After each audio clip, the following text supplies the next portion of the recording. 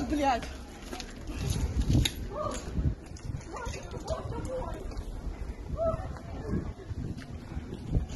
Алло, мам, прикинь, у нас тут сейчас полдома уебало. Я сейчас видео пришлю. Полдома взорвалось. Мама дорогая! Полдома взорвалось. Ёб твою мать! Это вообще... Боже!